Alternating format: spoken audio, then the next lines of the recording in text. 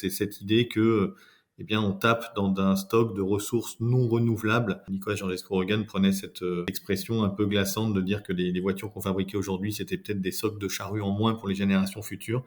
Cette idée de la dispersion, ça m'a beaucoup marqué, ça m'a fait évoluer dans mes explorations, et c'est ça qui, in fine, quand même, a fait que je me suis ensuite coltiné l'écriture de quelques livres sur ces questions des ressources et sur la question de la transition environnementale et des enjeux technologiques, sociaux, culturels, associés. J'avais vraiment envie d'expliquer ça sans être dans une posture d'écolo, mais dans une posture vraiment d'ingénieur, d'abord très, très factuel, expliquant comment ça fonctionne, et puis de tirer le fil ensuite et d'en tirer des conséquences qui peuvent être derrière, évidemment, des conséquences sur notre système de valeurs, notre système économique, sur la question des inégalités, de la transition, mais qui ne soit pas un donné de départ, mais bien une conséquence factuelle. Donc moi, c'était la première chose, c'est qu'il y ait de l'émotion sans émotion.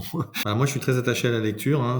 Pour moi, c'est l'éloge du temps long, c'est la capacité à avoir un petit peu plus de mots que dans le langage parlé. Et puis, ça me paraît d'autant plus nécessaire aujourd'hui que eh bien, on est dans ce raccourcissement du temps, des réseaux sociaux, des 180 signes ou 160 signes, je sais jamais, des petits shorts, des vidéos. Et au contraire, en fait, il y a des idées, des expressions, des problématiques, la complexité du monde, elle appelle finalement aussi, c'est pas la seule, mais aussi à l'écriture et à la lecture. Radio Recyclerie, un espace sonore où vibrent les écologies.